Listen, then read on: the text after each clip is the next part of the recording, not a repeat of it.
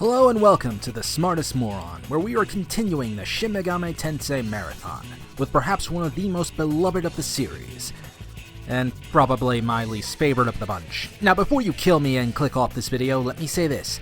I don't think Digital Devil Saga is a bad game.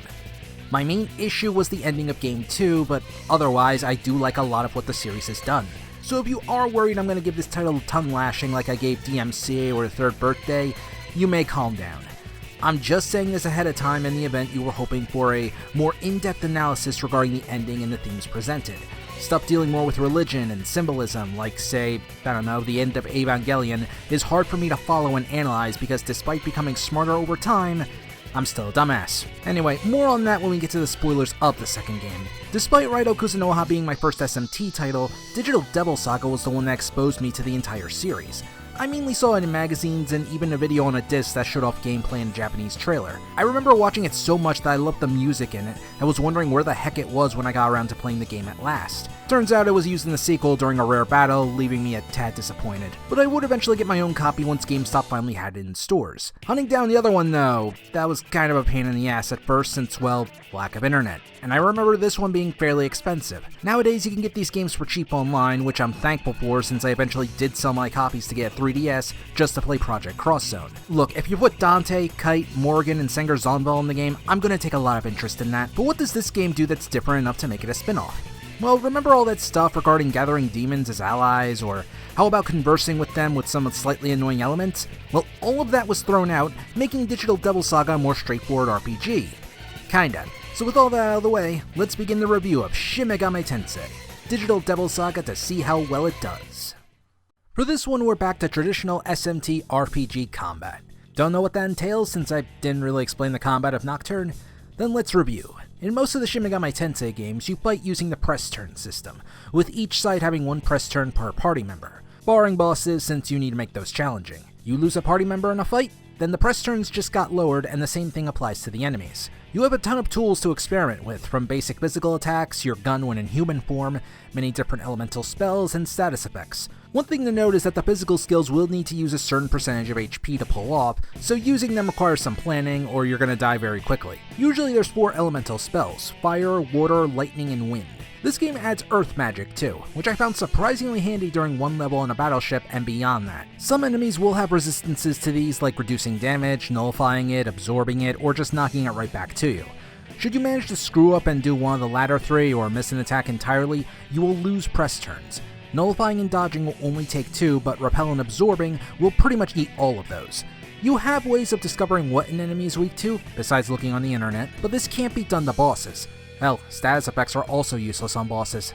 Speaking of those, a character can only be inflicted with one at a time. For example, you can't be charmed and cursed at the same time, which is actually fantastic. Unfortunately, given the limited turns you have, you still need to make a tough choice to stick it out to defeat the foe faster just to gain more money, or more likely to survive, heal and pray the enemy doesn't beat you to death, or just run away to avoid using up all your heart medication. Thankfully, the game also includes barriers to help against certain attacks, but the enemy can also do that, so you gotta keep a close eye on them. Hitting a weakness of the enemy will turn a press turn into a flashing icon good for one more move, but if you pass your turn, it's going to go away. Sometimes it's even good to pass on your first turn to try and use magic or something else, if only to scout an enemy. Critical hits can also grant extra turns too, though less reliable than magic weaknesses without the right build. There are 2 other spell types, Expel and Mudo. Expel has been changed as it now cuts HP in half sometimes. It used to have the same effect as Mudo, which is the instant death spell, aka the spell that is almost guaranteed to kill a playthrough. Thankfully not every enemy has these, but if they do, you kill their asses ASAP. 2 of my favorite spells of this era were the Bufu and Zio line. Zio has a chance to shock foes, allowing for an instant critical hit, if they don't have some kind of resistance anyway, but that's why Bufu is my absolute favorite, as it freezes foes and takes away such pesky resistances, although there are only a few enemies weak to this spell.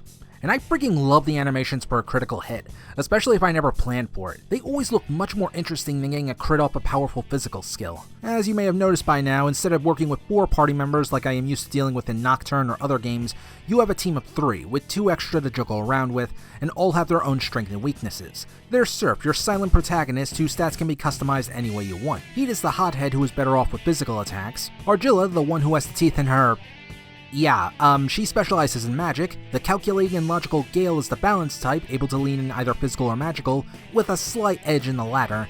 And finally there's Cielo, whose specialty is speed and dodging attacks, when he can anyway.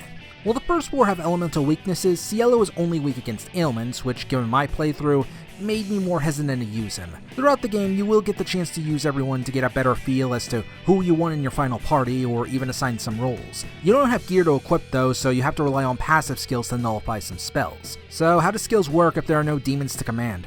Well, you learn them through things called mantras.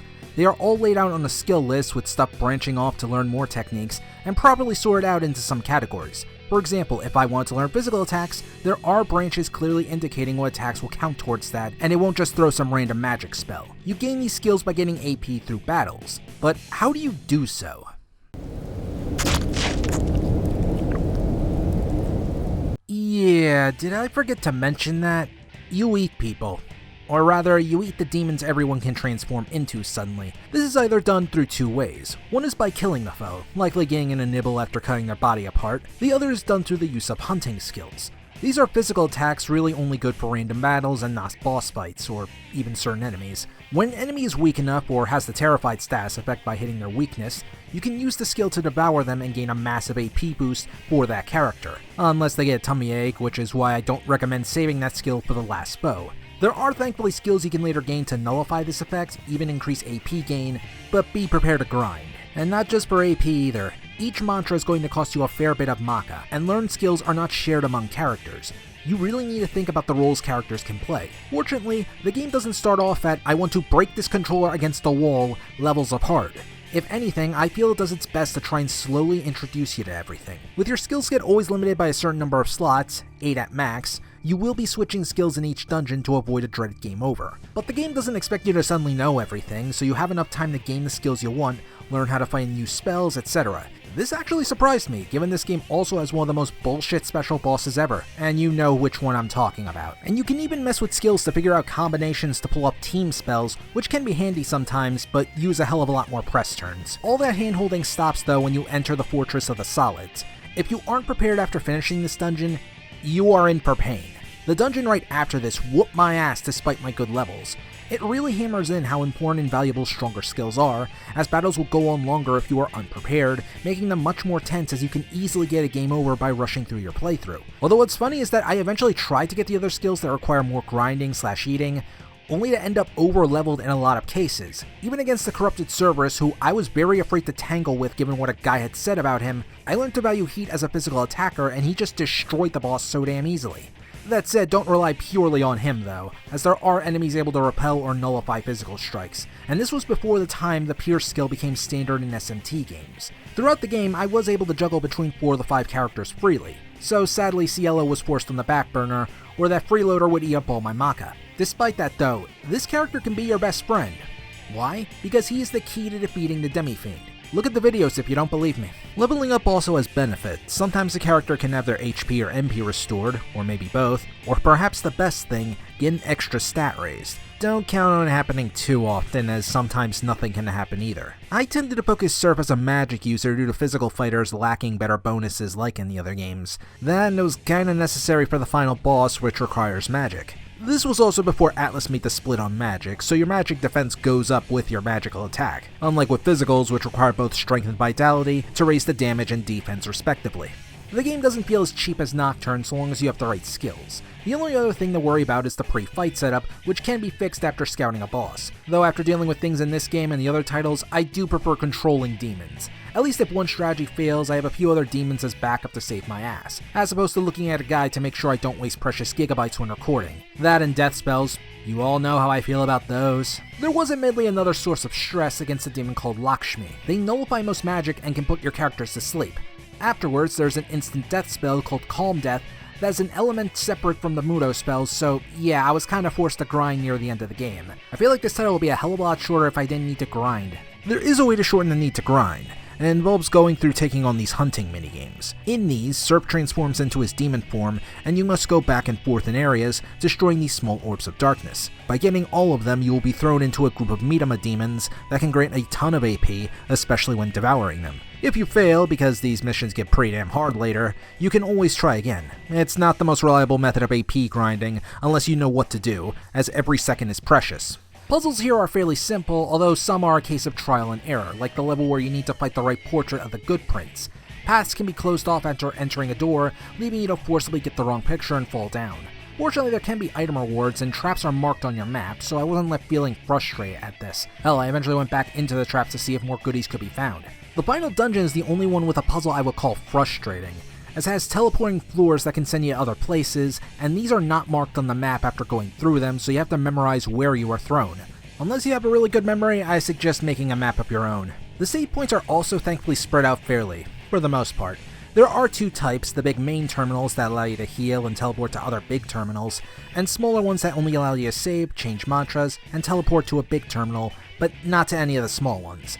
This does mean in stuff like say the final dungeon will require some extra trekking if you decide to leave to buy some more items. If you're lucky, you may even run into some healing terminals along the way. Also, this is minor, but given the plot and feel of the game, I do love how the HP bar is basically a life monitor. Not sure what the MP is supposed to be, and that's why I failed in the medical field. One thing I kinda hate though is the encounter rate. I don't remember this and Nocturne being so annoying, but that goes to show how old age is slowly killing me. There are ways to mitigate this halfway through the game, and to be fair, I did want some battles to keep happening for the sake of gathering AP. Plus, given my preparations in the dungeon, battles will hardly last too long. For the sake of gathering footage so I have more time to edit though, I can't deny being annoyed at this mechanic. Though I heard this was toned down a bit in the sequel, and this game doesn't have things like demon conversations to interrupt the flow of battle. Just a pure, simple fight to the death where the winner gets a buffet.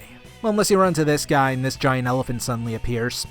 Yeah, that surprised the shit out of me. Your human form does have some advantages, with the gun being a weakness for some foes, but don't bother sticking to this for too long. Another major benefit is the immunity to expelled magic, but I found out the hard way that this doesn't include Mudo magic, so yeah, demon form is best form. Unless we're talking about the metal slime equivalent known as the Omakane. These guys can only be hurt by guns and they are hard to find, but killing them gives me that sweet relief. Oh baby, those numbers. While I did end up with around 30 hours for my playthrough, that was not by tackling too many hidden bosses. Depending on your loadout, they will give you a run for your money, and the rewards are certainly worth the danger, and can even add more playtime. And since this is a duology, you can carry some stuff into the sequel. Sadly, skills and levels do not transfer, but you can gain bonuses depending on the amount of cash you have, mastered mantra skills, and bonus bosses defeated, which I will go into next time. Overall, Digital Devil Saga tries to be more accessible than other SMT titles, and does work. Until you need to grind for skills at certain points. But even then, that is workable depending on what you have, and I had a lot of fun with the combat. I also wish some fights weren't luck-based, like with one story boss that technically wasn't even hard for me, and the demi-fiend. But how does the story hold up? Let's see the tales of these forcefully cannibalistic heroes right now. The story of Digital Devil Saga revolves around a world called the Junkyard, where tribes are forced to engage with one another in combat. Two such tribes are fighting in the opening, the Embryon, which you control, and the Vanguards, all over a mysterious object they are requesting the other party to remove. However, when that egg opens, everyone suddenly gains new tattoos, and some stuff happens. And by stuff, I mean some are transformed into demons and wreak havoc on the battlefield. After finding a young naked girl in the egg named Sarah, they pursue the leader Harley to find out just what happened.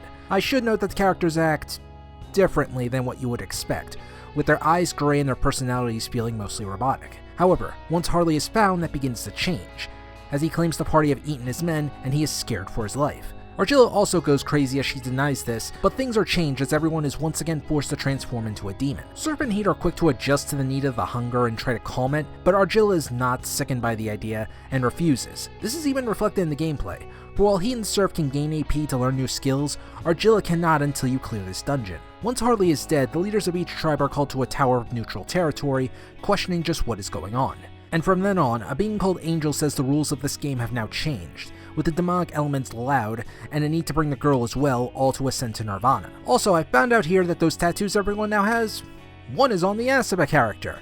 Hashtag feminism. Sarah is also needed to control the intense hunger as well, as her singing can help soothe characters in their demon forms. With all the different people with colored hair and now songs of friendship saving the day, or whatever the hell she's singing, this is your sign that we have gone full anime. Well, beyond fanservice, since Argilla's tits are likely to eat your hands.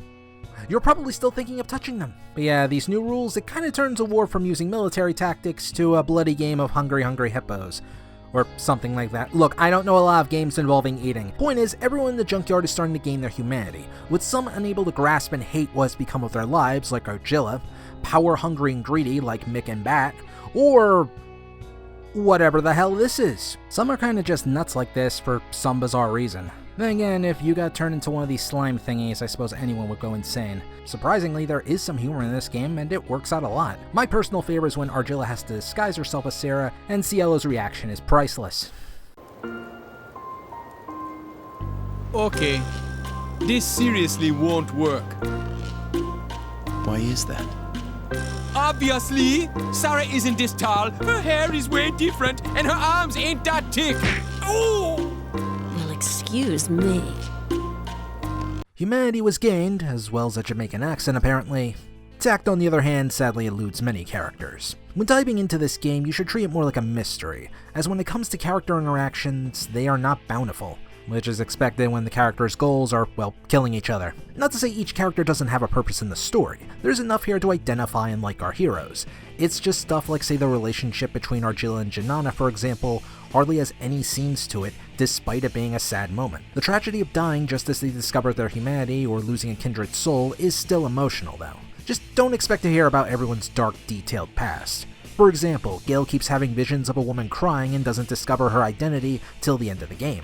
Or the cat scene throughout the game, yet hardly interferes in the story. Because the story seems to save these explanations for the sequel, I can't really give a full analysis without diving into that game, especially as elements of this game are extremely important to understand events in the future, as well as foreshadow certain elements.